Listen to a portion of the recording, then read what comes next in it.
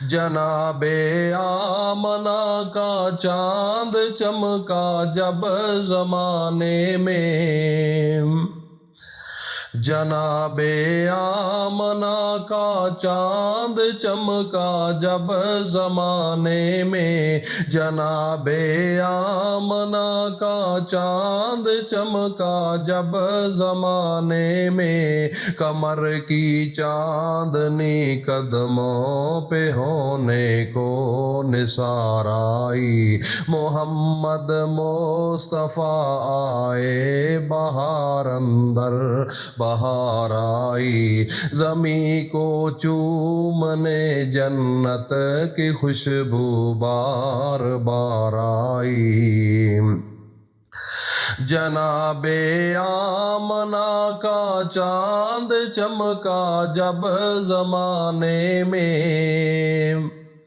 جناب آمنہ کا چاند چمکا جب زمانے میں، کمر کی چاندنی قدموں پہ ہونے کو نثار آئی، محمد مصطفیٰ آئے بہار اندر بہار آئی، زمیں کو چومنے جنت کی خوشبو بار بار آئی، وہ آئے تو منادی ہو گئی سارے زمانے میں، وہ آئے تو منادی ہو گئی سارے زمانے میں، وہ آئے تو منادی ہو گئی سارے زمانے میں، بہار آئی بہار آئی بہار آئی بہار آئی، محمد مصطفیٰ آئے بہار اندر بہار آئی، زمیں کو چومنے جنت کی خوشبو بار بار آئی، محمد مصطفیٰ آئے بہار اندر بہار آئی۔ مکرم ذی قدر حضرات و خواتین، میری ماں بہنوں بیٹیوں، السلام علیکم ورحمۃ اللہ وبرکاتہ۔ سب سے پہلے شروع اللہ کے نام سے جو بڑا مہربان نہایت رحم والا ہے، وہ یکتا ہے اور نیک لوگوں کا ولی ہے۔ میں گواہی دیتا ہوں کہ اللہ کے سوا کوئی عبادت کے لائق نہیں، وہ اکیلا ہے، اس کا کوئی شریک نہیں۔ اور میں یہ بھی گواہی دیتا ہوں کہ حضرت محمد الرسول اللہ صلی اللہ علیہ وآلہ وسلم اللہ کے بندے، اس کے رسول اور آخری نبی ہیں۔ یا میرے اللہ میرے سونے نبی حضرت محمد مصطفیٰ پر اور ان کی آل پر اور ان کے تمام صحابہ اکرام رضی اللہ تعالی عنہم اجمعین پر اپنی خاص رحمتیں، برکتیں اور سلامتی نازل فرما۔ میرے بھائیوں اور دوستوں، میری ماں بہنوں بیٹیوں، آج آپ کے سامنے رزق کے لیے ایک وظیفہ لے کر حاضر ہوا ہوں۔ جو لوگ یہ کہتے ہیں کہ محنت بڑی کرتے ہیں لیکن پیسے کی سمجھ نہیں آتی، سارا دن اور ساری رات ہم سٹرگل کرتے ہیں، سوچتے رہتے ہیں، اور کچھ دوست احباب ایسے بھی ہیں وہ کہتے ہیں ہم کماتے بڑا ہیں لیکن پیسہ ضائع ہو جاتا ہے، سمجھ نہیں آتی کہ پیسہ کدھر جاتا ہے۔ آج یہ وظیفہ ان لوگوں کے لیے اسپیشل ہے۔ میرے بھائی اور دوستوں، میری ماں بہنوں بیٹیوں، سب سے پہلے بنیادی ایک چیز میں بتانے والا ہوں۔ جس پیسے کے اندر برکت اڑ جاتی ہے وہ پیسہ کام نہیں کرتا۔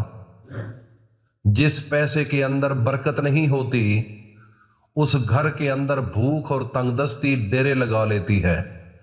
جس پیسوں کے اندر رحمت اور برکتیں نہ ہوں، اللہ کی ذات اس میں سے رحمت اور برکت کھینچ لے تو پھر وہ گھر کمانے کے باوجود بھی بھوکا ہوتا ہے۔ اگر دوڑتا رہے، رات دن سوچتا رہے، تو تب بھی اس کے پاس پیسہ نہیں آتا۔ جب تک اللہ کی خاص رحمت اس میں شامل نہ ہو، اس کے اندر برکتیں شامل نہ ہو، اس رزق کے اندر، اس وقت تک کام نہیں بنے گا۔ تو میرے بھائیوں اور دوستوں، میری ماں بہنوں بیٹیوں، جن گھروں کے اندر پیسہ تھوڑا بھی ہے لیکن اگر اللہ نے اس میں برکت ڈال دی ہے تو وہ کیا ہے؟ وہ گھر امن کا گہوارہ ہے، ان کو سکون ہے، اس پیسے کی لذت ہے، اس گھر کے اندر نہ بیماری آتی ہے، نہ ٹینشن بنتی ہے، نہ گھر کے اندر کوئی مشکلات آتی ہے۔ وہ تھوڑا سا پیسہ وہ کام کر دکھاتا ہے جو انسان دوسرا پیسے والا بھی نہیں کر سکتا۔ اس کی وجہ کیا ہے؟ اس کے پیچھے انسان کی نیت کا دار و مدار ہے، اس کے دل کے اندر اللہ کا ایک تقدس ہے، اللہ کی عظمت ہے، اس کی بڑائی ہے، اس کا خوف ہے۔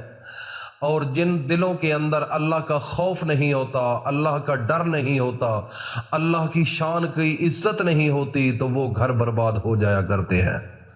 تو میرے بھائیوں اور دوستوں، میری ماں بہنوں بیٹیوں، جو سب سے ضروری بات ہے وہ آپ کو سمجھنا بڑا ضروری ہوگا کہ سب سے پہلے انسان کی نیت اچھی ہونی چاہیے، کسی کے خلاف برا نہیں سوچنا چاہیے، تو اللہ پاک اس کے مطابق آسمانوں سے عرش معلی سے فیصلے کر دیتے ہیں۔